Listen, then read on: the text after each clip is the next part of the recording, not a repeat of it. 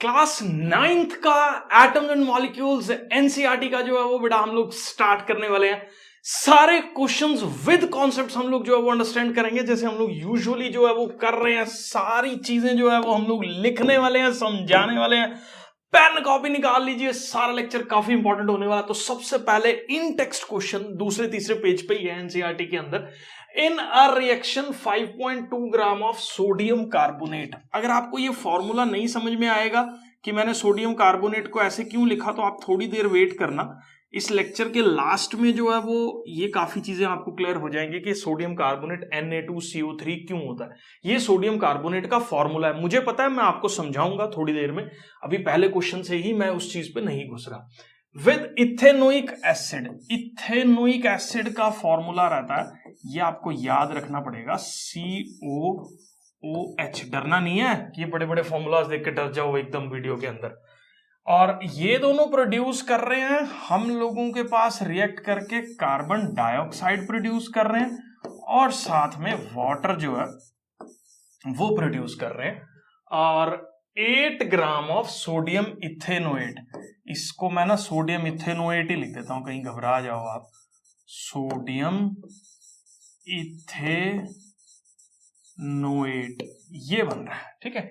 इस रिएक्शन का ना इस कंपाउंड से कोई लेना देना है नहीं, सिंपल सी बात जो है वो समझना। अब कौन कितने ग्राम है वो अंडरस्टैंड करो किसी भी रिएक्शन के अंदर।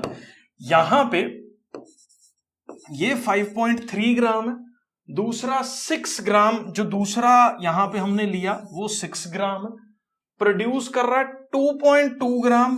क्या कार्बन डाइऑक्साइड के नीचे 2.2 ग्राम मैंने लिख दिया।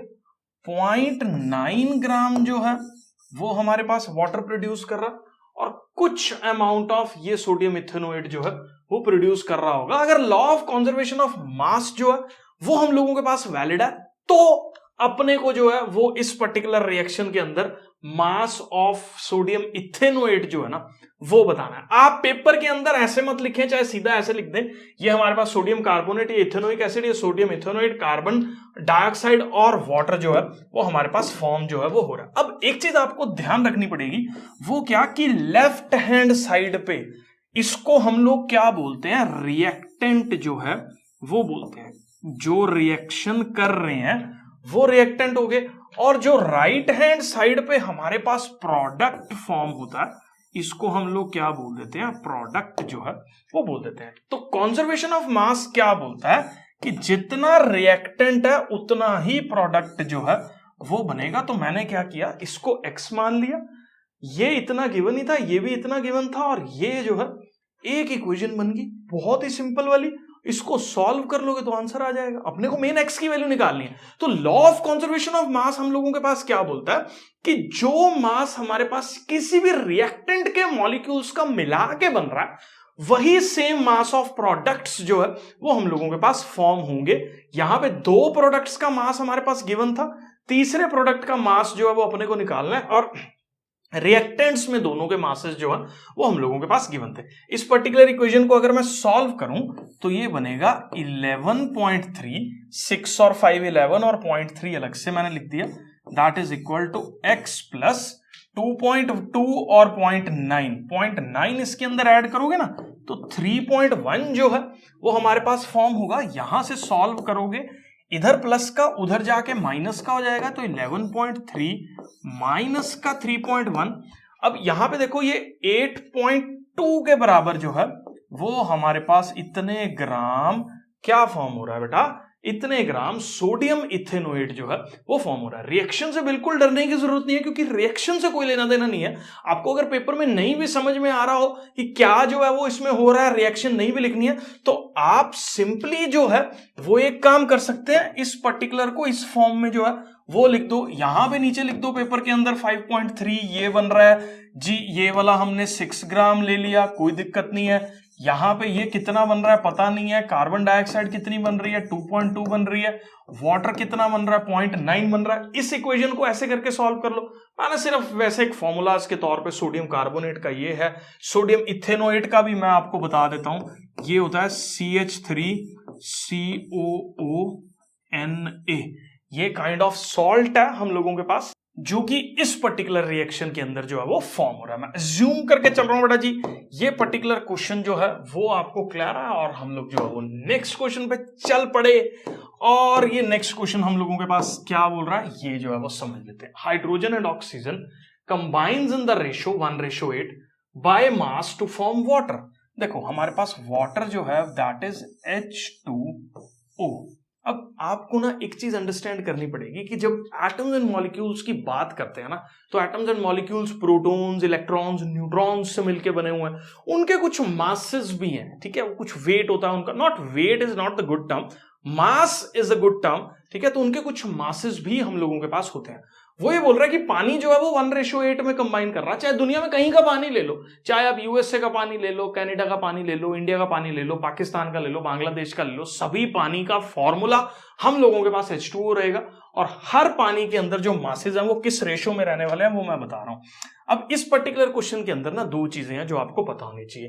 पहला, मास किसका पता होना चाहिए आपको, हाइड्रोजन का। हाइड्रोजन का मास को हम लोग 1 यूनिट मान के चलते हैं, और ऑक्सीजन का जो मास है वो हम लोगों के पास 16 यूनिट जो है वो होता है, ठीक है।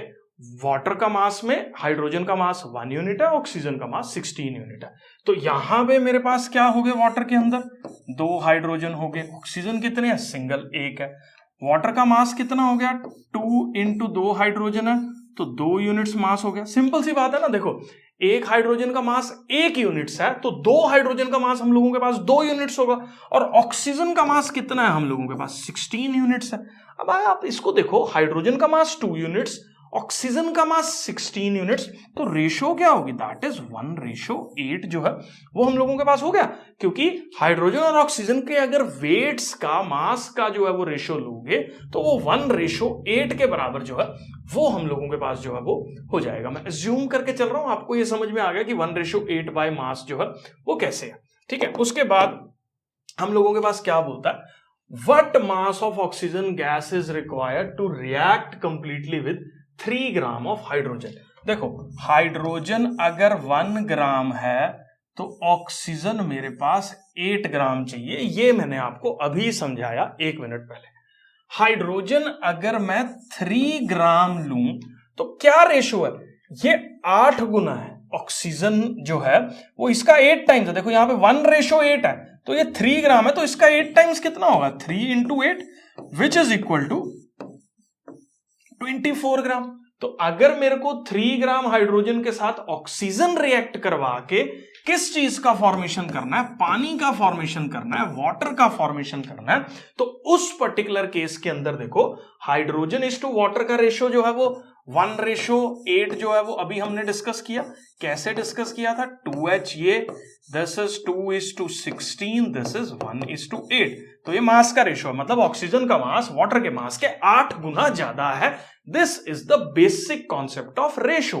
अब हम लोगों के पास अगर मैंने हाइड्रोजन 3 ग्राम ले लिया तो मेरे पास ऑक्सीजन 24 ग्राम जो है वो चाहिए होगा। अगर हाइड्रोजन मैंने 2 ग्राम ले लिया तो ये जो है वो 8 का 2 times which is equal to, देखो मान लो इसी क्वेश्चन में अंदर 2 ग्राम लिखा होता तो 2 ग्राम की जगह ये कितने ग्राम हो जाता हम लोगों के पास, ये हो जाता हमारे पास 16 ग्राम। 4 ग्राम लिखा होता तो ये 32 ग्राम हो जाता। तो इस पर्टिकुलर तरीके से 8 से जो है ये मल्टीप्लाई हो जाता। ये रेशियो प्रोपोर्शन का एक बेसिक सिंपल मैथमेटिक्स का कॉन्सेप्ट है। फिजिक्स का इससे बहुत ज्यादा कुछ लेना देना नहीं है, बस आपको मेन वाटर का फॉर्मूला पता होना चाहिए था जहां से आपने 1:8 निकाला। बट यहां पे पर्टिकुलर क्वेश्चन में गिवन ही था ये 1:8 है, तो ये is a question of ratio proportion जो एक मैथमेटिक्स के तौर पे जो है वो आप आराम से इजीली अंडरस्टैंड कर सकते हैं। मैं अज्यूम करके चल रहा हूं बेटा जी, ये क्वेश्चन जो है वो क्लियर है। अब उसके बाद हम लोगों के पास यहां पे क्या लिखा है, the postulate of Dalton atomic theory is the result of law of conservation of mass. ऐसा कौन सा पोस्टुलेट है, मतलब देखो डाल्टन ने कुछ जो है वो पोस्टुलेट्स दिए, कुछ रूल्स दिए या कुछ उसने प्रिंसिपल्स दिए जिसके ऊपर जो है वो एटम की थ्योरी बेस्ड थी। तो उसमें कौन सा ऐसा पोस्टुलेट है जो हमें ये बताता है कि कंजर्वेशन ऑफ मास जो है वो वैलिड है। तो यहां पे मैंने आंसर भी साथ में जो है वो इस पर्टिकुलर क्वेश्चन के अंदर लिखा हुआ है, काफी सिंपल है। तो इसने यहां पे बोला था कि एटम्स जो है वो इनडिविजिबल पार्टिकल है, मतलब एटम को फर्दर ब्रेक नहीं किया जा सकता which cannot be created or destroyed in a chemical reaction। मतलब किसी भी पर्टिकुलर केमिकल रिएक्शन में एटम ना तो बनाए जा सकते हैं ना ही जो है वो डिस्ट्रॉय किए जा सकते हैं, वो बिल्कुल सेम रहते हैं। जैसे फॉर एग्जांपल आप ऐसे समझो H2 plus O2 gives H2O, ठीक है। तो इन दोनों ने आपस में रिएक्ट किया। यहां मैं ना एक इजी एग्जांपल लेता हूं, ये शायद आपको अंडरस्टैंडिंग में थोड़ा प्रॉब्लम आए। तो C प्लस O2, सबसे आसान एग्जांपल लेते हैं CO2। तो यहां पे बोल रहा है एटम तो ना तो मतलब जो है वो बनाए जा सकते हैं ना ही बिगाड़े जा सकते हैं, डिस्ट्रॉय किए जा सकते हैं। वो किसी भी केमिकल रिएक्शन के अंदर हम लोगों के पास जो है वो कंजर्व्ड रहते हैं, मतलब सेम रहते हैं। तो ऑब्वियसली अगर यहां पे एटम्स ही सेम रहेंगे तो उनके मास भी तो सेम रहेंगे ना। ये कई बार लॉजिकली सोचना बच्चों को जो है वो मुश्किल लगता है कि ऐसी कौन सी डाल्टन की थ्योरी है जो अपने को कंजर्वेशन ऑफ मास के बारे में बता रही है। तो एटम इंडिविजिबल है, एटम ब्रेक बिल्कुल नहीं करता और किसी भी केमिकल रिएक्शन में ना तो वो क्रिएट किया जा सकता है ना डिस्ट्रॉय किया जा सकता है। इसका मतलब जितने एटम्स मैंने रिएक्ट करने के लिए डाल दिए हैं वही सेम मास ऑफ प्रोडक्ट भी मेरे पास जो है वो फॉर्म होगा, क्योंकि एटम को ना तो बनाया जा सकता है ना बिगाड़ा जा सकता है, ठीक है। तो इसीलिए जो मैंने रिएक्टेंट में एटम्स डाल दिए वही मेरे पास प्रोडक्ट में भी एटम्स जो है वो फॉर्म होंगे, जहां से अपने को जो है वो कंजर्वेशन ऑफ मास का आइडिया जो है वो लगता है। तो काफी थोड़ा अलग तरीके से एनसीईआरटी का ये वाला सवाल था, मुझे लगता है आपने नोट कर लिया होगा। अब एक और क्वेश्चन इन्होंने पूछ रखा है कि डाल्टन गैस थ्योरी का एटॉमिक कौन सा पोस्टुलेट है जो लॉ ऑफ डेफिनाइट प्रोपोर्शन को जो है वो बता रहा है। अब डेफिनाइट प्रोपोर्शन का मतलब क्या है, मैंने अभी आपको समझाया। जैसे वाटर का केस है, ठीक है, वाटर के अंदर जो हाइड्रोजन रेशो ऑक्सीजन प्रेजेंट है वो हमारे पास 1:8 है। अब ये डेफिनाइट प्रोपोर्शन आया कहां से है, वो ये बोलता है कि जो रिलेटिव नंबर ऑफ एटम्स है वो कांस्टेंट है किसी भी गिवन कंपाउंड में। मतलब वाटर चाहे कहीं का भी ले लो, रिलेटिव नंबर ऑफ 1:8 में ऑक्सीजन और वाटर का जो मास है वो प्रेजेंट है, वो बिल्कुल सेम है किसी भी एटम या गिवन कंपाउंड के अंदर। तो वहीं से अपने को जो है वो एक डाल्टन के डेफिनाइट प्रोपोर्शन के कॉन्सेप्ट की जो है वो समझ आती है। यहीं से जो है वो डेफिनाइट प्रोपोर्शन का कॉन्सेप्ट जो है वो जनरेट होता है, क्योंकि नंबर ऑफ एटम्स या रिलेटिव नंबर ऑफ एटम्स मतलब रेशो जो है उनके मासेस की वो बिल्कुल सेम रहने वाली है। यहीं से डेफिनाइट प्रोपोर्शन का जन्म जो है वो होता है। तो डाल्टन के पोस्टुलेट्स ये काफी ज्यादा इंपॉर्टेंट अहमियत जो है वो रखते हैं। पिछला law of conservation of mass एक बहुत इंपॉर्टेंट लॉ है फिजिक्स के अंदर, केमिस्ट्री के अंदर। और ये जो डेफिनाइट कॉम्पोजिशन का जो लॉ है, डेफिनाइट प्रोपोर्शन का जो लॉ है, ये भी काफी ज्यादा इंपॉर्टेंट है। ये डाल्टन की थ्योरी से ही, एटॉमिक थ्योरी से ही जो है वो ओरिजिनेट हम लोगों के पास हो रही है। मैं अज्यूम करके चल रहा हूं बेटा जी, ये पर्टिकुलर क्वेश्चन जो है वो आपको क्लियर है। अब एटॉमिक मास यूनिट जो है वो हम लोगों के पास क्या होता है। अब मैं ना इसको समझाने के लिए ना आपको एक चीज बताता हूं, ध्यान से जो है ना वो इसको आप अंडरस्टैंड करना, क्योंकि इस पर मैंने टाइम लगाऊंगा थोड़ा सा, क्योंकि इस क्वेश्चन में क्वेश्चन यहां से तो देखो रटने में तो यार सब बच्चे रट लेते हैं 1/12 of the carbon 12, what the hell is 1/12 of the carbon 12। ये मैं देखता हूं इवन +1 +2 के बच्चों को भी नहीं क्लियर होता, ठीक है। अब ध्यान से देखना, एटम का ना मैं आपके पास एक बेसिक स्ट्रक्चर डिस्कस करता हूं। ये मान लो एटम है, स्फेरिकल इन शेप है, उसके अंदर ना एक और छोटा सा स्फेरिकल शेप का जो है वो सिस्टम होता है, जिसको हम लोग क्या बोलते हैं, न्यूक्लियस जो है वो बोलते हैं। न्यूक्लियस के अंदर ना कुछ प्रोटॉन प्रेजेंट होते हैं। क्या वर्ड, क्या टर्म है, प्रोटॉन, ठीक है। और कुछ जो है वो हमारे पास क्या प्रेजेंट होते हैं, न्यूट्रॉन्स जो है वो प्रेजेंट होते हैं। इसको P से रिप्रेजेंट कर रहा हूं, इसको मैं N से रिप्रेजेंट कर रहा हूं, यहां पे Pn जो है वो लिख रहा हूं। मेन मास यही है। इलेक्ट्रॉन जिसके बाहर होते हैं बहुत हल्के हैं, एक प्रोटॉन से 2000 टाइम्स इलेक्ट्रॉन जो है वो हल्का है। मतलब अगर इलेक्ट्रॉन का मास, प्रोटॉन का मास जो है वो 2000 ग्राम है, तो इलेक्ट्रॉन का मास इज जस्ट 1 ग्राम, ठीक है। तो इतना फर्क है दोनों के अंदर, ठीक है। तो इसलिए जब भी हम एटम का मास लेते हैं ना, तो उसमें इलेक्ट्रॉन का मास नहीं कंसीडर करते हैं, क्योंकि इलेक्ट्रॉन बहुत हल्का है। मैंने बताया, मैं अगर बहुत स्पेसिफिक होकर बात करूं ना, तो 1840 टाइम्स जो है ये अप्रोक्सीमेटली हल्का होता है। कौन, इलेक्ट्रॉन। किससे हल्का होता है, प्रोटॉन से हल्का होता है। तो मेरा मतलब यहां पे कायदा ये समझाने का आपको ये है कि एटम के अंदर जो मास कंसीडरेशन हम लोग लेके चलते हैं ना, उसके अंदर सिर्फ प्रोटॉन और न्यूट्रॉन को जो है वो कंसीडर करते हैं, क्योंकि हमारे पास इलेक्ट्रॉन बहुत ज्यादा हल्का है, तो वो कोई सिग्निफिकेंट इंपैक्ट जो है वो नहीं जनरेट कर रहा किसी भी एटम के मास के अंदर। तो मैं अज्यूम करके चल रहा हूं ये क्लियर है। अब जब प्रोटॉन और न्यूट्रॉन ही मास को बता रहे हैं और दुनिया में सबसे बड़ी चीज यहां पे क्या है कि मास ऑफ प्रोटॉन और मास ऑफ न्यूट्रॉन ऑलमोस्ट बराबर है, ऑलमोस्ट क्या है, बराबर है। अब 1 यूनिट का जो एक्चुअल मतलब है ना, डेफिनेशन को मारो गोली, 1 यूनिट का जो एक्चुअल रियलिटी में मतलब है ना, that is basically the mass of 1 proton. ये है 1 यूनिट, ठीक है, कि मास ऑफ प्रोटॉन की बात जो है वो 1 यूनिट के अंदर हो रही है। हम लोग बहुत अजीब अजीब तरीके से बच्चे इस चीज को अंडरस्टैंड करते हैं। अब यहां पे क्या है, 1 प्रोटॉन का मास है 1 यूनिट, ठीक है। अगर मान लो किसी में 6 प्रोटॉन है तो उसका मास कितना हो गया, 6 यूनिट्स हो गया। 1 यू मींस मास ऑफ, ये क्या हो गया, 1 प्रोटॉन जो है वो हम लोगों के पास हो गया। 1 यूनिट का मतलब 6 प्रोटॉन है तो 6 यूनिट्स मास हो गया। अब मान लो किसी में 6 प्रोटॉन है और 6 न्यूट्रॉन्स है, बताओ मेरे को फटाफट से, 6 प्रोटॉन 6 न्यूट्रॉन, मास कितना होगा उसका, मास उसका 12 यूनिट्स होगा, क्योंकि प्रोटॉन और न्यूट्रॉन का मास तो सेम है। टोटल कितने पार्टिकल्स हो गए, 12 पार्टिकल हो गए। 12 पार्टिकल का मास कितना, एक पार्टिकल का मास है यू, 12 पार्टिकल का मास कितना होगा, 12 यू, तो 12 यूनिट्स मास जो है वो उसका हम लोगों के पास हो जाएगा। अब मैं आपके पास ये कार्बन वाले फंडे पे जो है वो आ रहा हूं। कार्बन एक बहुत स्पेशल एलिमेंट है। कार्बन जो स्पेशल एलिमेंट है उसमें 6 प्रोटॉन्स हैं और 6 ही हम लोगों के पास न्यूट्रॉन्स हैं।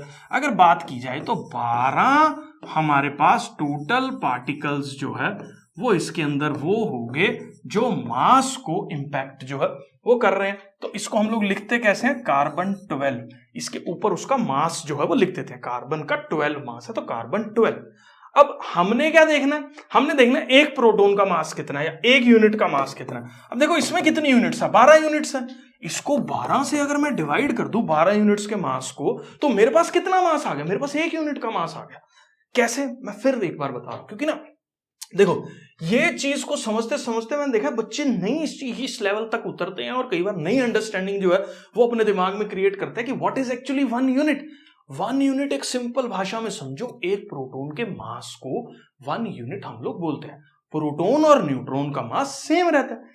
कार्बन जो है उसमें 6 प्रोटॉन और 6 न्यूट्रॉन है, तो टोटल 12, ऐसे मान लो 12 प्रोटॉन का मास हो गया, क्योंकि 12 न्यूट्रॉन्स और प्रोटॉन्स का मास सेम है, तो 6 प्रोटॉन का मास 6 न्यूट्रॉन का मास इस 12 प्रोटॉन्स का मास हो गया।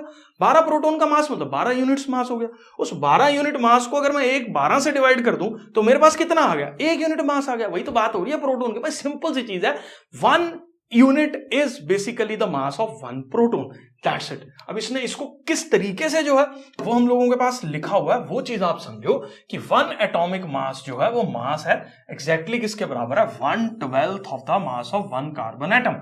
मतलब कार्बन एटम के मास का 1/12 कर दो तो वो हमारे पास 1 प्रोटॉन आ गया का मास आ गया, या 1 एटॉमिक मास यूनिट जो है वो उसको हम लोग बोल देते हैं। बेटा जी ये बहुत ही इंपॉर्टेंट फंड है जो आपको इवन 9th लेवल पे ही अंडरस्टैंड जो है वो कर लेना है। 1/12 ऑफ द कार्बन 12 को रट्टा मार के पेपर के अंदर नहीं लिखना, आपको समझना है कि ये 1 प्रोटॉन का मास है, जो कि पार्टिकल है किस चीज का, प्रोटॉन क्या है मैंने आपको अभी बता दिया। प्रोटॉन एक न्यूक्लियस के अंदर प्रेजेंट पार्टिकल जो है वो हमारे पास होता है, तो उसको हम लोग जो है वो प्रोटॉन बोलते हैं। बाकी इन चैप्टर्स के 1 शॉट जो है वो बहुत जल्दी मैं लेके आने वाला हूं। अगर आप वीडियो बाद में देख रहे हैं तो मोस्ट प्रोबेबली एक बार प्लेलिस्ट जो है वो 1 शॉट्स वाला चेक कर लो, वहां पे शायद आपको जो है वो वीडियो मिल जाए। मैं अज्यूम करके चल रहा हूं ये क्लियर है। उसके बाद नेक्स्ट क्वेश्चन हम लोगों के पास क्या बोलता है, why it is not possible to see the atom with the naked eyes. भाई नंगी आंखों के साथ एटम को क्यों नहीं देख सकते, बहुत छोटा है यार, कैसे देखोगे, हाथ में जर्म्स है, जर्म्स थोड़ी ना देखेंगे कि आपके हाथ के अंदर जो है वो जर्म्स है। हाथ के अंदर जर्म्स कैसे देखेंगे, क्योंकि बहुत छोटे हैं। हमारी आई का डायमेंशन उस पर्टिकुलर चीज को रीड नहीं कर सकता, हमारे ब्रेन के अंदर वो कैपेबिलिटी नहीं है कि हम लोग उसको जो है वो रीड कर सके। तो इसको सिंपली जो है वो आपको क्या आंसर करना है कि एटम जो है वो बहुत ज्यादा एक्सट्रीमली स्मॉल है, और ये चीज आप याद रखो 10⁻⁻10 मीटर जो है वो हमारे पास एटम होता है। 10⁻⁻10 मीटर का मतलब पता क्या है कि आप इसको ऐसे समझो, 10⁻⁻5 1 लाख, 1 लाख, ठीक है, 1 लाख मतलब, अब मैं आपको एक चीज बताता हूं, 10⁻7 मतलब हो गया हमारे पास कितना, 1 करोड़, 10⁻7, ठीक है, और 10⁻⁻10 हो गया 1000 करोड़, 1000 करोड़। अब समझो ध्यान से, फैक्ट समझो, अगर 1 मीटर के मैं 1000 करोड़ बराबर हिस्से कर दूं तो नहीं दिखेंगे आपको, ठीक है, इतना छोटा हो जाएगा। 4 हिस्से, 5 हिस्से, 6 हिस्से, 1 2 3 4 5 6 7 8 9 10 11 12 13 14 15 16 1000 करोड़ तक मैं हिस्से कर दूं, सबसे छोटा हिस्सा जो दिखेगा ना बहुत छोटा होगा, नहीं दिखेगा आपको, वही साइज है एटम का। ठीक है, तो आपको जनरली समझना है कि रेडियस बहुत छोटा होने की वजह से हमारी आईज उस चीज को जो है वो डिटेक्ट नहीं कर पाती हैं, जिसकी वजह से हमें एटम्स जो है वो नेकेड आईज से नहीं दिखते हैं। मैं जूम करके चल रहा हूं बेटा जी, ये पर्टिकुलर सवाल जो है वो आपको क्लियर है। अब हम लोग देखेंगे सोडियम ऑक्साइड का क्या फॉर्मूला है, उसके बाद एल्यूमिनियम ऑक्साइड का क्या फॉर्मूला, उसके बाद हम लोगों के पास ये सारे फॉर्मूलाज को हम लोग अंडरस्टैंड करेंगे। सबसे पहले मैं एकदम बेसिक से इसको जो है वो समझाता हूं आपको। देखो हमारे पास है, बात कर रहे हैं हम लोग सोडियम की, और दूसरी बात हम लोग कर रहे हैं किसकी, ऑक्साइड की। सोडियम का जो सिंबल होता है वो हमारे पास है Na। ऑक्साइड क्या चीज है, ये एक्चुअल में ऑक्सीजन ही है।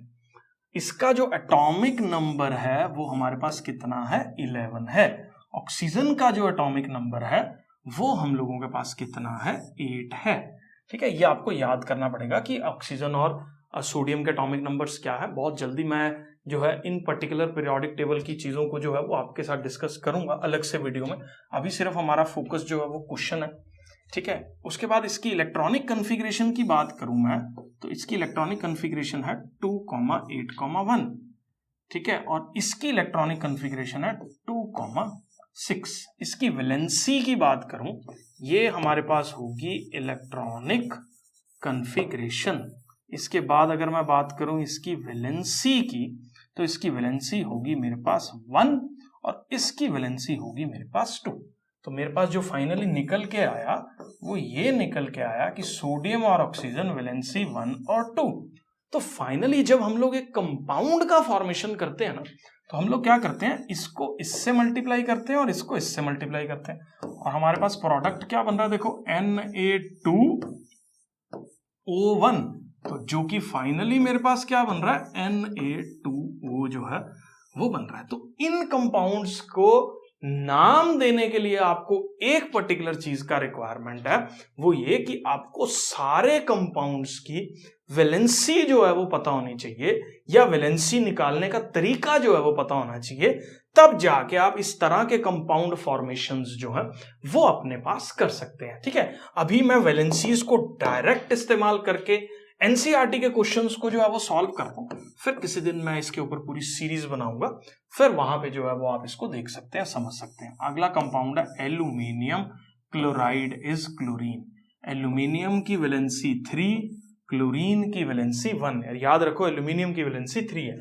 अब जिसने इलेक्ट्रॉनिक कॉन्फ़िगरेशन कर रखी है तो मैं बता देता हूं, एल्यूमिनियम का एटॉमिक नंबर है 13 विच इज 2,8,3। तो ये 3 बाहर के इलेक्ट्रॉन्स लूज करने की टेंडेंसी रखता है। जबकि अगर मैं क्लोरीन की बात करूं तो उसका एटॉमिक नंबर है 17 विच इज 2,8,7। तो ये एक इलेक्ट्रॉन गेन करने की टेंडेंसी जो है वो रखता है, इसीलिए क्लोरीन की वैलेंसी 1 है और एल्यूमिनियम की वैलेंसी हम लोगों के पास 3 है।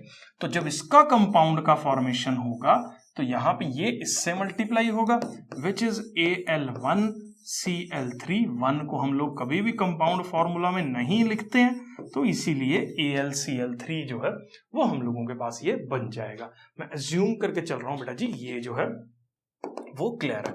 अब आपने ना इन तीनों कंपाउंड्स के अंदर, मैं देखो छोटे छोटे जो कॉन्सेप्ट्स मैं आराम से आपको डिस्कस करके बता सकता हूं वो आप समझ लो। देखो हर कंपाउंड के अंदर ना लास्ट में एंडिंग में आइड है, ऑक्साइड, सल्फाइड, क्लोराइड, ठीक है, हाइड्रोक्साइड। व्हाट इज दिस आइड? आइड क्या चीज है ये समझो आप। देखो मैं आपको समझाता हूं, ऑक्सीजन जो है ना, अभी मैंने बताया इसका एटॉमिक नंबर 8 है, जिसकी इलेक्ट्रॉनिक कॉन्फ़िगरेशन ये होगी। अब ये कोई भी एटम जो है ना, जब उसके बाहर के शेल में 8 इलेक्ट्रॉन्स होते हैं ना, वो खुश होता है, वेरी हैप्पी एटम, जिसके आउटर शेल में 8 इलेक्ट्रॉन्स है। मतलब इसने 2 इलेक्ट्रॉन्स गेन कर लिए। अब जब कोई 2 इलेक्ट्रॉन गेन कर लेगा, इलेक्ट्रॉन उसमें घुस जाएंगे तो उसमें नेगेटिव चार्ज आ जाता है। तो किसी भी एटम को जिसके ऊपर नेगेटिव चार्ज प्रेजेंट है और वो सिंगल मोनोएटॉमिक फॉर्म में प्रेजेंट है, जैसे ऑक्सीजन मोनोएटॉमिक फॉर्म में जब प्रेजेंट है, मतलब मोनोएटॉमिक का मतलब है एक ही एटम, जैसे O की पावर 2 नेगेटिव, उसको हम लोग बोलते हैं ऑक्साइड। ऐसे ही क्लोरीन के ऊपर नेगेटिव चार्ज इज हमारे पास क्या होता है, वो क्लोराइड। ऐसे ही सल्फर के ऊपर negative charge S2 negative is sulphide. अब सल्फर के ऊपर नेगेटिव चार्ज 2 नेगेटिव क्यों आया, यहां पे 2 नेगेटिव क्यों आया, क्योंकि 8 इलेक्ट्रॉन पूरे करने थे। सल्फर के बाहर 6 इलेक्ट्रॉन्स हैं, 286, क्योंकि सल्फर का एटॉमिक नंबर 16 है। 2 इलेक्ट्रॉन्स गेन करके सल्फर के ऊपर 2 नेगेटिव चार्ज जो है वो हमारे पास बनेगा, इसीलिए इसको सल्फाइड जो है वो हम लोग बोल देते हैं। अब मैं आपको इस सोडियम सल्फाइड का फॉर्मूला जो है वो समझाता हूं। देखो, sodium is Na, sulphide is S। Sodium की वैलेंसी 1, अभी मैंने समझाया सल्फाइड की वैलेंसी 2। ये इससे मल्टीप्लाई, ये इससे मल्टीप्लाई, क्या होगा Na2S1। 1 लिखने की जरूरत नहीं है, तो सोडियम सल्फाइड इज Na2S जो है वो हम लोगों के पास सोडियम सल्फाइड जो है वो होने वाला है। मैं अज्यूम करके चल रहा हूं, आपने नोट कर लिया। उसके बाद मैं बता रहा हूं मैग्नीशियम हाइड्रोक्साइड जो है ना, ये आप कहीं पे अलग से लिख लो। जो हाइड्रोक्साइड कंपाउंड होता है ना, मतलब आयन होता है ना, उसके ऊपर जो है वो हमारे पास OH नेगेटिव को हाइड्रोक्साइड, एक पॉलीएटॉमिक है, मतलब 2 एटम्स से मिलके बना हुआ ऐसा मतलब आयन है जो पॉलीएटॉमिक है। पॉलीएटॉमिक मतलब 2 से ज्यादा एटम्स उसके अंदर प्रेजेंट है, उसके ऊपर नेगेटिव चार्ज है, तो हाइड्रो और ऑक्सीजन है, तो हाइड्रो ऑक्साइड जो है वो इसको हम लोग बोल देंगे। इस पे चार्ज 1 नेगेटिव है। अब इसका कंपाउंड क्या बनेगा मैग्नीशियम के साथ, तो ये हो गया, मैग्नीशियम की वैलेंसी 2 है, इसकी वैलेंसी 1 है, तो ये हमारे पास क्या बन गया, MgOH ट्वाइस। MgOH ट्वाइस क्यों बन गया, क्योंकि 2 इस OH से जो है वो मल्टीप्लाई होगा, तो MgOH ट्वाइस का फॉर्मेशन जो है वो हम लोगों के पास करेगा। क्योंकि ये पूरे ग्रुप से मल्टीप्लाई होगा, इसलिए मैंने ब्रैकेट डाल के उसके बाहर जो है वो 2 वहां पे लिख दिया। मैं अज्यूम करके चल रहा हूं। मैग्नीशियम हाइड्रोक्साइड भी क्लियर है, एक बार फिर से बता देता हूं। मैग्नीशियम की वैलेंसी 2 क्यों है, मैग्नीशियम का एटॉमिक नंबर 12 है, इलेक्ट्रॉनिक कन्फिग्रेशन लिखें तो 282, इसके आउटर शेल में 2 इलेक्ट्रॉन्स हैं जो कि इजीली लूज हो जाएंगे, इसीलिए इसकी वैलेंसी जो है वो हमारे पास 2 है, तो यहां पे इसके नीचे जो है वो हमने 2 लिख दिया। मैं अज्यूम करके चल रहा हूं बेटा जी, ये जो है वो आपको क्लियर है। नेक्स्ट क्वेश्चन, हम लोगों के पास नाम जो है वो, इसका नामकरण अपने को जो है वो करना है। एनसीईआरटीज बहुत बेकार हो गई हैं इस बार, इन्होंने काफी चीजें हटा दी हैं और एक सेंस ही नहीं बनती है कई बार चीजों के अंदर। तो मैं इसके अंदर जो जो आयन्स हैं वो पहले मैं समझा रहा हूं। देखो, हमारे पास एक आयन है SO4 2 नेगेटिव, ये हमारे पास पॉली एटॉमिक आयन है। पॉली एटॉमिक आयन्स का मतलब क्या है, सल्फेट के ऊपर 2 नेगेटिव चार्ज है, ठीक है। सल्फेट के ऊपर 2 नेगेटिव चार्ज, सल्फर ऑक्सीजन के ऊपर 2 नेगेटिव चार्ज, पूरे के पूरे ग्रुप के ऊपर 2 नेगेटिव चार्ज। इसको बोलते क्या है, इसका नाम है केमिस्ट्री में सल्फेट। आगे Cl नेगेटिव का जो नाम है दैट इज, मैं तुम्हें आपको बता चुका हूं, क्लोराइड। फिर आगे फिर सल्फेट यूज हो रहा है। आगे देखो, कंपाउंड यूज हो रहा है NO3 नेगेटिव, इसको हम लोग बोलते हैं नाइट्रेट। ये भी पॉलीएटॉमिक आयन है, ठीक है। और इसके नीचे जो है वो इस्तेमाल हो रहा है, इसको बोलते हैं हम लोग कार्बोनेट। नेट, ठीक है। सल्फेट के ऊपर 2 नेगेटिव चार्ज, क्लोरीन के ऊपर 1 नेगेटिव चार्ज, नाइट्रेट के ऊपर नेगेटिव चार्ज और कार्बोनेट के ऊपर 2 नेगेटिव चार्ज होता है। ये पॉलीएटॉमिक आयन्स हैं, आपको ये नाम जो है वो ये याद करने पड़ेंगे, कौन सा किसके ऊपर जो है वो क्या चार्ज दे रहा है आगे, ठीक है। अब देखो ये क्या हो गया हमारे पास, अब मैं एक एक करके सारे नाम जो है वो आपके साथ डिस्कस कर रहा हूं। ये एल्यूमिनियम और ये सल्फेट, नाम लिख लो इसका एल्यूमिनियम सल्फेट। ये क्लोरीन और ये कैल्शियम, तो ये क्या हो गया, कैल्शियम क्लोराइड। ये पोटाशियम और ये सल्फेट, नाम क्या हो गया, पोटाशियम सल्फेट। ये पोटाशियम, ये नाइट्रेट, नाम क्या हो गया, पोटाशियम नाइट्रेट। ये कैल्शियम और ये कार्बोनेट, नाम क्या हो गया, कैल्शियम कार्बोनेट। अब इनका फॉर्मेशन मैं आपको एक बार समझा देता हूं सबका, कि यहां पे 2 क्यों आ रहा है, यहां 3 क्यों आ रहा है, वो मैं एक एक करके बता रहा हूं। देखो, एल्यूमिनियम और ये था सल्फेट 2 नेगेटिव, इसके ऊपर चार्ज कितना है 2, एल्यूमिनियम की वैलेंसी कितनी है 3। ये इससे मल्टीप्लाई, ये इससे मल्टीप्लाई, कंपाउंड क्या बनेगा Al2, साथ में बनेगा SO4 और ये 3 से मल्टीप्लाई होगा तो ये थ्राइस जो है वो फॉर्म हो गया। उसके बाद आ रहा है हमारे पास कैल्शियम और ये आ रहा है क्लोरीन। कैल्शियम की वैलेंसी 2, इसकी वैलेंसी 1, तो ये हम लोगों के पास क्या बनेगा कैल्शियम, ये chlorine twice which is calcium chloride. ठीक है, ये बन गया। उसके बाद पोटाशियम सल्फेट, पोटाशियम और ये हो गया सल्फेट, इसके ऊपर 2 नेगेटिव चार्ज है, इसकी वैलेंसी 1 है, तो ये हम लोगों के पास क्या बन गया K2SO4, 1 से मल्टीप्लाई हुआ तो ये कंपाउंड फॉर्म हो गया। उसके बाद कैल्शियम कार्बोनेट, ये मैं आपको अलग से बता रहा हूं, this is calcium and this is carbonate, इसके ऊपर 2 नेगेटिव चार्ज है, इसकी वैलेंसी भी 2 है। जब भी वैलेंसीज के अंदर, मैंने जान के इस चीज को टेकअप कर रहा हूं, 2 एक कॉमन रेशो इसमें से निकल सकती है, मतलब एक सिंपलेस्ट फॉर्म में इसको हम लोग चेंज कर सकते हैं। तो दोनों में 2 आ रहा तो 2 से डिवाइड कर दो तो 1 1 हो गया, ये इससे मल्टीप्लाई, ये इससे मल्टीप्लाई, कंपाउंड बनेगा कैल्शियम कार्बोनेट CaCO3 जो है वो, इसीलिए यहां पे जो है वो फॉर्म हो रहा है। देखो अपनी तरफ से क्वेश्चंस के थ्रू मैं जितना मैक्सिमम बता सकता हूं उससे ज्यादा ही हम लोग चीजें जो है वो मुझे लगता है करने की कोशिश कर रहे हैं। ठीक है, अब ये सिंपल थ्योरी क्वेश्चन है, इसको देख लेते हैं। हमारे पास केमिकल फॉर्मूला क्या होता है, देखो कोई भी कंपाउंड का एक रिप्रेजेंटेशन है जो उसके सिंबल्स की फॉर्म में है, जहां पे हमने बता रखा है कि ये पर्टिकुलर सिंबल का एलिमेंट किस पर्टिकुलर रेशो में जो है वो प्रेजेंट है, वो हमारे पास एक केमिकल फॉर्मूला जो है वो रिप्रेजेंट कर रहा है। तो अब इन चीजों को देख लो कि नंबर एंड काइंड ऑफ कितने एटम्स पर मॉलिक्यूल कंपाउंड के प्रेजेंट है, 1 मोल ऑफ अ कंपाउंड और मोलर मास। ठीक है, ये सारी की सारी चीजों को रिप्रेजेंट करने का काम जो है वो हम लोगों के पास कर रहा है। अब देखो मैं अगर इसको सिंपल भाषा में समझाऊं तो केमिकल फॉर्मूला के अंदर आपको पहली चीज क्या पता लग रहा है, इसको लिख लेना आप, टाइप्स ऑफ एटम्स कितने हैं।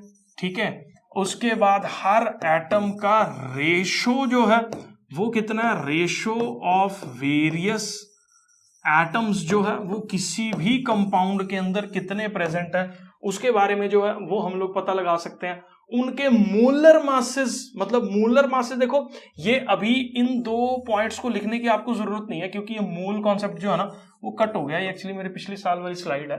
ठीक है, तो नंबर और उसके काइंड ऑफ एटम्स जो है वो बेसिकली एक केमिकल फॉर्मूला के थ्रू जो है वो हम लोग रिप्रेजेंट करते हैं और उसका मास भी निकाल सकते हैं। बस आप इतना याद रखो, व्हाट इज मोल शोल, मोलर क्या है इसको आप छोड़ दो, उसका मास मतलब वो कितना भारी है वो हम लोग जो है वो साथ में उस पर्टिकुलर फॉर्मूला के जो है वो उससे हम लोग कॉम्पोजिशन से बता सकते हैं कि इसका मास वगैरह जो है वो कितना होगा। तो ये हमारे पास एक केमिकल फॉर्मूला का फायदा जो है वो होता है, या केमिकल फॉर्मूला जो है वो होता है। आगे बात करते हैं, how many atoms are present in H2S, कितने एटम्स जो हैं वो H2S में प्रेजेंट है। ठीक है, मॉलिक्यूल के अंदर। तो देखो H2S कितने एटम्स हैं, 2 इसमें हाइड्रोजन है, 1 इसमें सल्फर है, टोटल कितने एटम्स हो गए, टोटल एटम्स हो गए हमारे पास 3। अब हम लोग बात करें फॉस्फेट, देखो ये इसको क्या रीड करते हैं, फॉस्फेट, ये भी एक पॉलीएटॉमिक आयन है जिसका फॉर्मूला होता है PO4 के ऊपर जो है वो 3 नेगेटिव चार्ज है, इसके अंदर 1 फास्फोरस का एटम है और 4 इसमें ऑक्सीजन के एटम है, कुल मिला के जो है ये हम लोगों के पास 5 एटम्स जो हैं वो फॉस्फेट के मॉलिक्यूल के अंदर जो है वो प्रेजेंट है। मैं ज्यूम करके चल रहा हूं बेटा जी, ये क्वेश्चन जो है वो आपको क्लियर है। नेक्स्ट क्वेश्चन है हम लोगों के पास एग्जांपल नंबर 1, हमें जो है वो रिलेटिव मॉलिक्यूलर मास जो है वो निकालना है, किसका, वाटर के मॉलिक्यूल का, H2O का।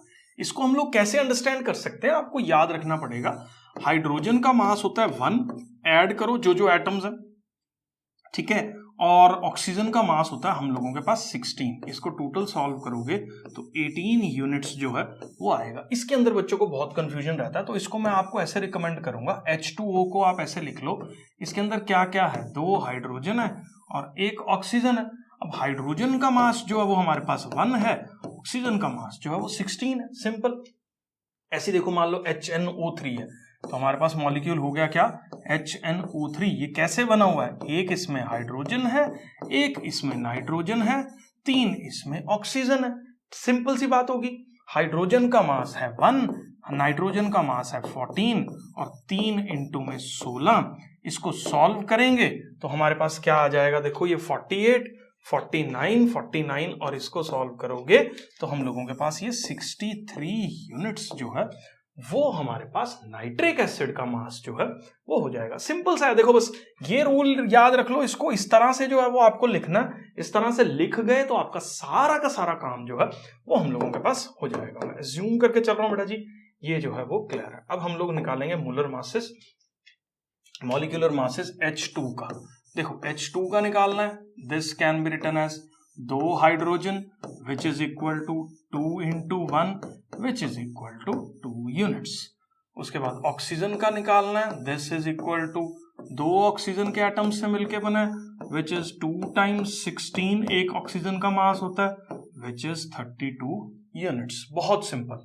क्लोरीन है, ये कैसे बना है, 2 क्लोरीन से मिलके बना है, एक क्लोरीन का मास आपको याद करना पड़ेगा 35.5 होता है, 2 क्लोरीन का मास 71 यूनिट्स जो है वो हो जाएगा। कार्बन डाइऑक्साइड है, ये एक कार्बन और 2 ऑक्सीजन से मिलके बना है, एक कार्बन बोले तो कार्बन का मास 12 और 2 टाइम्स ऑक्सीजन का मास है 16।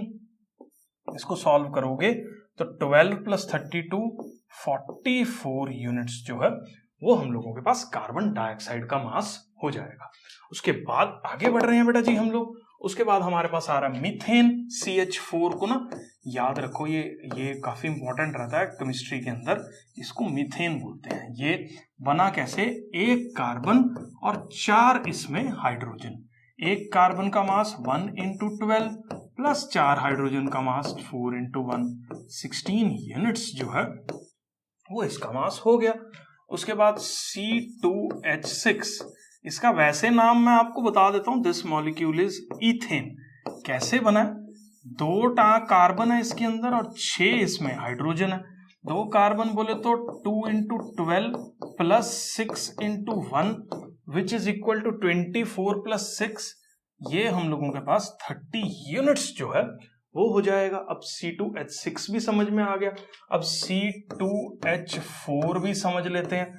ठीक है, C2H4 कैसे समझेंगे, 2 इसमें कार्बन है, 4 इसमें हाइड्रोजन है, 2 इंटू कार्बन का मास 12, 4 इंटू हाइड्रोजन का mass 1 which is equal to 24 plus 4 is 28 units जो है वो इसका हो जाएगा। तो यहां तक के मैंने बता दिए। उसके बाद एक बार ये नोट कर लो आप सारे, उसके बाद हम लोग जो है वो आगे बढ़ रहे हैं। उसके बाद हम लोगों के पास जो आ रहा है दैट इज NH3। NH3 कैसे बनेगा बेटा जी, एक इसमें नाइट्रोजन, 3 इसमें hydrogen which is equal to एक नाइट्रोजन 14, 3 इंटू एक हाइड्रोजन 1, तो ये हो गया हमारे पास 17 यूनिट्स। उसके बाद CH3OH, ये कैसे मिलके बना है, एक इसमें कार्बन, 3 इसमें ऑक्सीजन और हाइड्रोजन, टोटल हमारे पास जो है वो 4 हाइड्रोजन से मिलके बना है।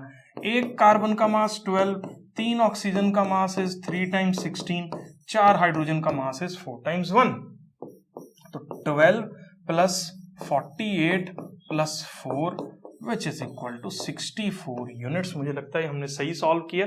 12, 48, 60, 60 और 4 66, 64 यूनिट्स जो है वो इन सब का मॉलिक्यूलर मासेस जो है वो हम लोगों ने निकाल दिए। मैं एज्यूम करके चल रहा हूं बेटा जी, ये जो है वो आपको क्लियर है। नेक्स्ट क्वेश्चन जो है फॉर्मूला यूनिट मासेस जो है वो आपको सेकंड क्वेश्चन के अंदर जो है वो निकालने हैं। इसको देख लेते हैं। देखो अपने पास निकालना है ZnO का।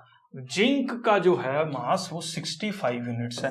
तो देखो ये कैसे बना है, इसके अंदर एक जिंक है और एक ऑक्सीजन है विच इज 65 प्लस यहाँ पे क्या 16, 65 प्लस 16 जो है वो 81 यूनिट्स जो है वो ZnO का मास हमारे पास हो जाएगा। उसके बाद हमारे पास क्या है, Na2O है। इसके अंदर क्या है, 2 सोडियम है और एक मेरे पास ऑक्सीजन है। अब 2 सोडियम बोले तो 2 टाइम्स 23, ठीक है, सोडियम का 23 आपको याद रखना पड़ेगा, और एक ऑक्सीजन है is 1 times 16 which is equal to 46 plus 16, ये हम लोगों के पास हो जाएगा। 46 प्लस 16 इज 62 यूनिट्स जो है वो सोडियम के ऑक्साइड का मास हम लोगों के पास जो है वो हो जाएगा। मैं ज्यूम करके चल रहा हूं, ये क्लियर है।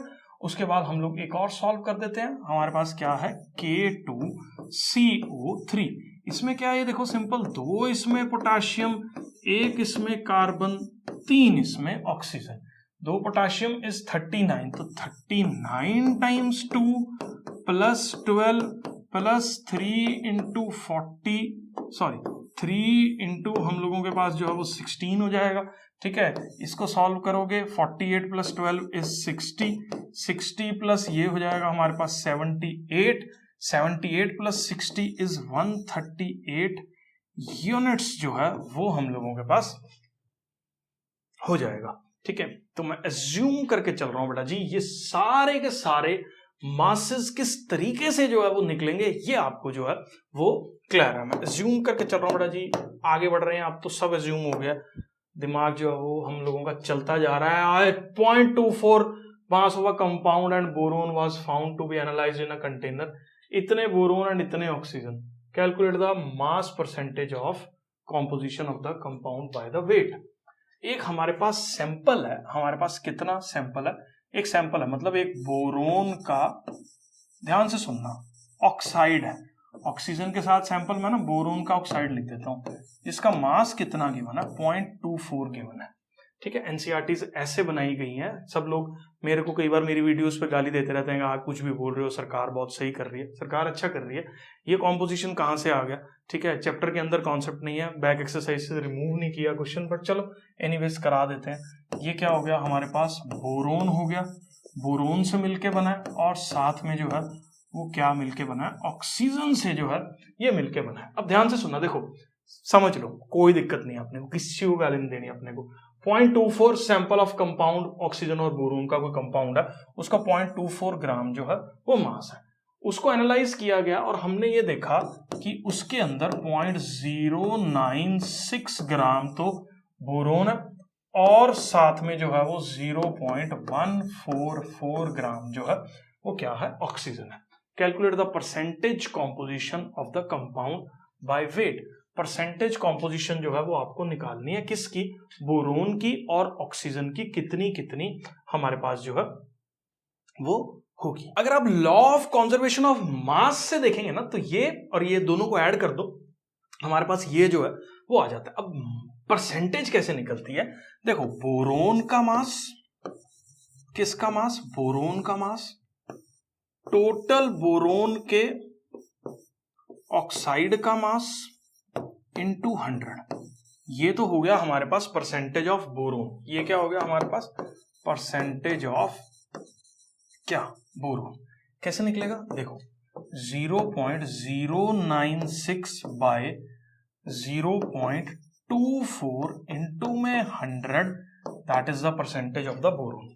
अगर मैं परसेंटेज ऑफ ऑक्सीजन निकालूं तो वो कैसे निकलेगा, लिख लेना आप पूरा, मास of oxygen by mass of boron times 100, इनको ये हो गया परसेंटेज ऑफ ऑक्सीजन, और ये जो हम लोगों के पास सॉल्व करके आया दैट इज परसेंटेज ऑफ, ये क्या हो गया, बोरोन हो गया। दोनों को सॉल्व कर लेना, आंसर जो है काफी सिंपली जो है वो निकल जाएगा। ठीक है, सीधे सीधे कट जाएंगे ये वाले, 12 का स्क्वायर होता है, मतलब 12 का 144 जो है आराम से कट जाएगा।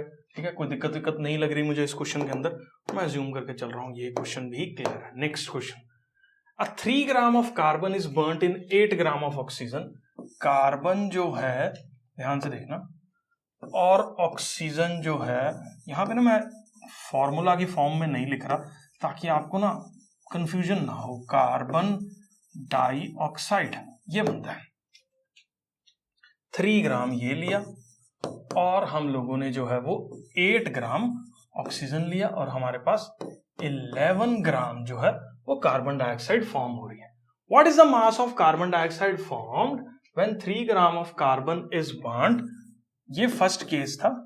सेकंड केस के अंदर 3 ग्राम ऑफ कार्बन डाइऑक्साइड को 50 ग्राम जो है वो हमने ऑक्सीजन में लिया, तो कितना बनेगा, ये सवाल बड़ा अच्छा है, ठीक है। और मतलब 9th लेवल पे कई बार इन चीज़ों को अंडरस्टैंड करना ना, मैं थोड़ा सा कई बार समझता हूँ कि कई बार बच्चों के लिए डिफिकल्ट हो जाता है। आप मेरे कुछ सवालों का जवाब देना तो आपको आराम से सवाल समझ में आ जाएगा। मैं पूरा टाइम लगाऊंगा इस पे, मेरे को किसी चीज़ की कोई जल्दी नहीं होती। मान लो ये नट है और ये बोल्ट है, और ये नट के ऊपर हमने जो है वो बोल्ट चढ़ा दिया, ठीक है। नट बोल्ट के ऊपर नट बोल्ट चढ़ा दिया। ये 5 है और ये भी 5 है, ठीक है। और आप मेरे को बताओ ये कितने बनेंगे। ऑब्वियसली 5 नट थे, 5 बोल्ट थे, हमने चढ़ा के ये 5 बन गए। ये कितने बन गए? 5 बन गए, ठीक है। ये 5 थे, ये मैंने 6 ले लिए। बताओ मेरे को कितने बनेंगे? सोच के बोलो। 6 थोड़ी ना बनेंगे, 5 ही बनेंगे। एक तो फालतू बड़ा है नट, वो तो चढ़ेगा ही नहीं किसी पे। अपने को देखना है, देख कंपाउंड में भी ऐसे ही बन रहा है, कार्बन ऑक्सीजन रिएक्ट कर रहे हैं। फालतू ऑक्सीजन लेने को फर्क ही नहीं पड़ रहा, कार्बन ही नहीं है उसके साथ रिएक्ट करने के लिए। सिंपल कि अपने पास हमने नट लिए 5, बोल्ट लिए 5, तभी नट बोल्ट बनेंगे 5। अगर मान लो नट लिए 5, बोल्ट लिए 6, तो भी नट बोल्ट 5 बनेंगे। क्यों? क्योंकि एक बोल्ट जो है वो फालतू का है, उसको चढ़ाने के लिए नट ही प्रेजेंट नहीं है। तो नट बोल्ट क्या सिर बनाएंगे हम लोग? उसमें नहीं बनेगा ना, मतलब नट बोल्ट जो है सिंपल भाषा में, ठीक है। अब मान लो इसको ले लिया 10, इसको ले लिया 3, तो अब कितने बनेंगे टोटल नट बोल्ट? भाई 3 बनेंगे। जो कम वाला है वो डिसाइडिंग फैक्टर है यहाँ पे। अब यहाँ पे 50 ले लिए, चाहिए कितने थे? 8 ही चाहिए थे, 50 हम ले लिए। ये सब फालतू का है, पड़ा रहेगा वहीं पे।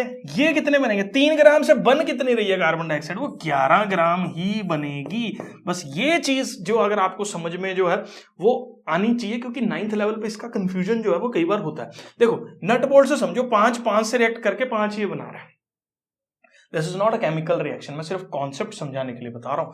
मतलब 3 ग्राम कार्बन सिर्फ 8 ग्राम ऑक्सीजन से ही रिएक्ट करता है। ऑक्सीजन अगर फालतू ले लोगे तो वो पड़ी रहेगी, वो रिएक्ट नहीं करेगी। उसके लिए कार्बन प्रेजेंट नहीं है कि वो कार्बन डाइऑक्साइड जो है वो बना देंगे। जैसे यहां पे इसके अंदर बोल्ट प्रेजेंट है 3, तो नट प्रेजेंट जो है वो यहाँ पे चाहे 10 हो, चाहे 20 हो, चाहे 1000 हो, हमारे पास नट बोल्ट का सिस्टम 3 ही बनेगा। क्यों? क्योंकि हम लोगों के पास जो रिएक्शन होनी है उसने एक फिक्स्ड कॉम्पोजिशन में ही जो है वो रिएक्ट करना है। 3 ग्राम कार्बन 8 ग्राम ऑक्सीजन से ही रिएक्ट करता है, और 11 ग्राम बना रहा है। ऑक्सीजन अगर फालतू ले रहे हो तो वो वैसे की वैसे ही पड़ी रहेगी। जैसे यहाँ पे नट बोल्ट सिस्टम के अंदर या तो नट फालतू पड़े हैं या बोल्ट फालतू पड़े हैं, लेकिन नट बोल्ट उतना ही बन रहा है जो उसका मिनिमम सिस्टम जो है वो मेंटेन हो रहा है, ठीक है। तो मैं अज्यूम करके चल रहा हूं बेटा जी, ये क्वेश्चन जो है वो आपको क्लियर है। नेक्स्ट जो है वो हम लोग बढ़ रहे हैं, और ये क्वेश्चन जो है वो पॉली एटॉमिक आयंस। ये काफी इंपॉर्टेंट क्वेश्चन है, इस पे मैं टाइम भी लगाऊंगा। ग्रुप ऑफ आयंस है, ग्रुप ऑफ एटम्स है, जैसे SO4, उसके ऊपर कुछ चार्ज प्रेजेंट हो, this is a group of atom. इसके ऊपर कुछ चार्ज प्रेजेंट हो, उसको बोलते हैं पॉली एटॉमिक। जैसे एक हो गया SO4, फिर हो गया NO3, नेगेटिव चार्ज है इसके ऊपर। मैं ना सारे बना देता हूं, ये नाम मैं बोल दूंगा, आप सिंपली उसको लिख लेना अपने पास कि किसका क्या नाम है। जो जो इंपॉर्टेंट है वो मैं सारे ही बना रहा हूं। SO3 नेगेटिव, उसके बाद NO2 नेगेटिव, इसको बोलते हैं सल्फेट। इसको क्या बोलते हैं हम लोग? सल्फेट। इसको बोलते हैं हम लोग क्या? सल्फाइट। इसको बोलते हैं हम लोग क्या? नाइट्राइट। इसको बोलते हैं हम लोग क्या? नाइट्रेट, ठीक है। ये नाइट्रेट हो गया, ठीक है। पॉलीएटॉमिक आयंस क्या होते हैं? ग्रुप ऑफ एटम्स हैं जो कंबाइन इस फॉर्म में कर रहे हैं कि उसके ऊपर कुछ चार्ज जो है वो आ रहा है। ये यहां पे मैंने सारे एग्जांपल ले लिए नेगेटिव चार्ज के। ऐसा नहीं है सिर्फ नेगेटिव चार्ज ही आएगा, कई बार पॉजिटिव चार्ज भी आता है। जैसे फॉर एग्जांपल देखो NH4 पॉजिटिव, इसको हम लोग बोलते हैं क्या? अमोनियम जो है वो इसको हम लोग बोल देते हैं, ठीक है। इवन ये वाला जो आयन है, ये अभी मैंने बताया थोड़ी देर पहले, क्वेश्चन के अंदर इसको हम लोग बोल देते हैं क्या, फॉस्फेट। ठीक है, तो ये सारे एग्जांपल्स आप इस पर्टिकुलर क्वेश्चन के आंसर में जो है वो कर सकते हो। बाकी इसके वन शॉट के अंदर जो है वो हम लोग ये सारा कुछ जो है डिस्कस करने वाले। Polyatomic ion is a group of atoms जो इस फॉर्म में कंबाइन कर रहे हैं कि उसके ऊपर या तो नेगेटिव चार्ज आ रहा है या पॉजिटिव चार्ज आ रहा है, कोई भी आ सकता है। ये नहीं है कि खाली नेगेटिव होगा या खाली पॉजिटिव होगा। आपको नाम इनके याद रखने पड़ेंगे। ये अमोनियम है, ये फॉस्फेट है, सल्फेट, सल्फाइट, नाइट्रेट, नाइट्राइट। ये एग्जाम्पल्स बहुत है पूरे मार्क्स लेने के लिए इस पर्टिकुलर क्वेश्चन के अंदर। जूम करके चल रहा हूं, ये क्लियर है। नेक्स्ट केमिकल फॉर्मूला आपको मैग्नीशियम क्लोराइड का बताना है। तो ये मैग्नीशियम और ये क्लोरीन, मुझे लगता है शायद मैं सीधी इसकी वैलेंसी लिख दूं तो आप लोग अब समझ जाएंगे, क्योंकि अभी मैंने थोड़ी देर पहले सब ये जो है वो डिस्कस किए थे मैग्नीशियम क्लोराइड वाला केस। तो ये हो गया हमारे पास ए पार्ट का कंपाउंड। ठीक है, बी पार्ट जो है वो हमारे पास क्या है, कैल्शियम ऑक्साइड। कैल्शियम की वैलेंसी 2, ऑक्सीजन की वैलेंसी 2, कॉमन रेशियो इनकी 1:1, क्रॉस करो इनको मल्टीप्लाई, और ये CaO जो है वो हम लोगों के पास बन जाएगा। ठीक है, उसके बाद मैं सी पार्ट डिस्कस कर रहा हूं। देखो कॉपर का जो सिंबल होता है वो Cu होता है, और नाइट्रेट आयन जो है वो हमारे पास ये होता है। कॉपर की वैलेंसी 2 होती है, ये आपको याद रखना पड़ेगा इस पर्टिकुलर जगह पे, और नाइट्रेट की वैलेंसी जो है वो हमारे पास 1 है। ये पूरे से जो है वो मल्टीप्लाई होगा और हमारे पास कॉपर और साथ में NO3 ट्वाइस जो है वो हम लोगों के पास फॉर्म होगा। ठीक है, तो कॉपर नाइट्रेट जो है वो हम लोगों के पास ये बन रहा है। तो CuNO3 ट्वाइस जो है वो इसका फॉर्मूला होने वाला है। मैं ज्यूम करके चल रहा हूं, ये क्लियर है। एल्यूमिनियम और ये क्लोरीन, एल्यूमिनियम की वैलेंसी 3, क्लोरीन की वैलेंसी 1, ये पहले भी आ चुका है, और ये हो गया हमारे पास AlCl3। उसके बाद कैल्शियम कार्बोनेट भी मैंने उस टाइम पे ये ना मैंने मोस्टली बता दिए थे, क्वेश्चन में नहीं पूछे हुए थे। इसकी वैलेंसी 2, इसकी भी वैलेंसी 2, ये 1, ये 1, ये क्रॉस करोगे तो आपके पास क्या बनेगा, CaCO3 कैल्शियम कार्बोनेट जो है वो हमारे पास फॉर्म हो जाएगा। मैं ज्यूम करके चल रहा हूं बेटा जी, ये सारे कॉन्सेप्ट जो है वो आपको क्लियर है। उसके बाद ये ध्यान से याद कर लेना, जो मेरे पास क्विक लाइम होता है उसका फॉर्मूला होता है CaO। ये कॉमन नेम है इसका, क्विक लाइम।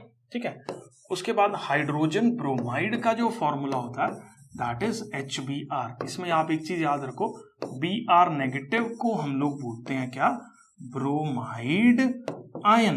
ब्रोमाइड आयन जो है वो इसको हम लोग बोल देते हैं। ठीक है, उसके बाद ये बहुत इंपॉर्टेंट क्वेश्चन है पेपर पॉइंट ऑफ व्यू से, बेकिंग पाउडर जो है वो क्या होता है। बेकिंग पाउडर का जो फॉर्मूला है ना, ये घर के अंदर जो इनो वगैरह रखी होती है ये भी कुछ कुछ वही सेम कॉम्पोजिशन की होती है। बेकिंग पाउडर जो है NaHCO3 सोडियम हाइड्रोजन कार्बोनेट, या इसको सोडियम बाइकार्बोनेट। देखो दो नाम है इसके, एक हो गया सोडियम हाइड्रोजन कार्बोनेट, या इसको बोलते हैं सोडियम बाइकार्बोनेट, या इसको बोल देते हैं हम लोग बेकिंग पाउडर। ये सारे के सारे इसी के नाम है। और इसमें डी पार्ट जो है वो हम लोगों के पास क्या है, potassium is K, sulphate is SO4।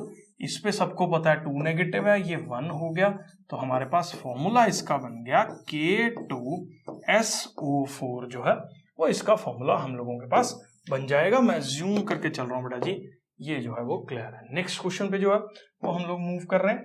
Next question हम लोगों के पास कौन सा है, ये मुझे लगता है शायद लास्ट क्वेश्चन है। ठीक है, और इसके साथ हमारी सारी NCERT जो है वो सॉल्व हो जाएगी। मोलर मास नहीं निकालना, आपको सिंपल मास जो है वो बताना है इन मॉलिक्यूल्स का। देखो C2H2, मोलर वर्ड नहीं यूज कर रहा कहीं पे भी, NCERT ने अभी सही से एडिट नहीं किया। तो ये क्या है, 2 कार्बन प्लस 2 हाइड्रोजन, इन्हीं से बना है ना। तो अब देखो 2 कार्बन बोले तो 2 × 12 प्लस 2 × 1 किसके बराबर आ जाएगा, 24 + 2 = 26 यूनिट्स। उसके बाद सल्फर S8, इसके अंदर 8 सल्फर है, एक सल्फर का मास 32 यूनिट्स है, तो 8 सल्फर का मास इज यहां पे हो जाएगा 8 × 2 = 16, 1 कैरी किया, 8 × 3 = 24 और 125 यूनिट्स जो है वो इसका मास हम लोगों के पास हो जाएगा। उसके बाद फॉस्फोरस है P4, इसके अंदर 4 P है, एक पी का मास जो है वो 31 है, 4 पी का मास हम लोगों के पास जो है वो 124 यूनिट्स जो है वो हो जाएगा। उसके बाद हम लोगों के पास क्या आ रहा है, HCl आ रहा है, विच इज इक्वल टू एक हाइड्रोजन प्लस एक क्लोरीन। एक हाइड्रोजन का मास 1, एक क्लोरीन का मास इज 35.5, सॉल्व करके आएगा 36.5 यूनिट्स। उसके बाद हम लोगों के पास क्या है, नाइट्रिक एसिड है। देखो इसका नाम याद रखो, आप इसको बोलते हैं क्या, नाइट्रिक एसिड। तो नाइट्रिक एसिड में एक हाइड्रोजन, एक नाइट्रोजन, 3 ऑक्सीजन, एक हाइड्रोजन इज 1 और ये 14 और ये 3 × 16, सॉल्व करोगे तो 63 यूनिट्स जो है वो इसका आंसर जो है वो आ जाएगा। मैं अज्यूम करके चल रहा हूं बेटा जी, ये सारे के सारे फंडे जो है वो आपको क्लियर है। सारे कॉन्सेप्ट जो है वो हमने एनसीईआरटी के इसके क्वेश्चंस के अंदर जो भी आ रहे थे वो हमने जो है वो आप लोगों के साथ डिस्कस करते हैं बहुत जल्दी। वन शॉट जो है वो इस पर्टिकुलर चैप्टर का मैं थोड़ी अलग तरीके से जो है वो लेके आने वाला हूं, क्योंकि structure of atoms and molecules काफी हॉच पॉच सी कर रखी है, कुछ टॉपिक्स पहले होने चाहिए बाद में दे रखे हैं, उसको मैं सिस्टमेटाइज करके जो है वो एक वन शॉट 2 फॉर्म्स में लेके आऊंगा। वो सबको जो है वो देखना है, बहुत जल्दी जो है वो वीडियो आप लोगों के साथ जो है वो आ जाएगा। ये पर्टिकुलर वीडियो जो है वो अगर आपको अच्छा लगा तो कमेंट सेक्शन में जो है वो जरूर बताएं। बहुत सारे एफर्ट्स हम लोग जो है वो आप लोगों के लिए लंबे लंबे वीडियोस के साथ जो है वो आ रहे हैं। ऑफलाइन क्लासेस के साथ कई बार मैनेज करना मुश्किल हो जाता है, तो वीडियो में डिले जो है वो कई बार देखने को मिलता रहता है, बट हम आपके सपोर्ट के साथ जो है वो चल रहे हैं। Keep supporting, keep liking, sharing and see you soon, bye.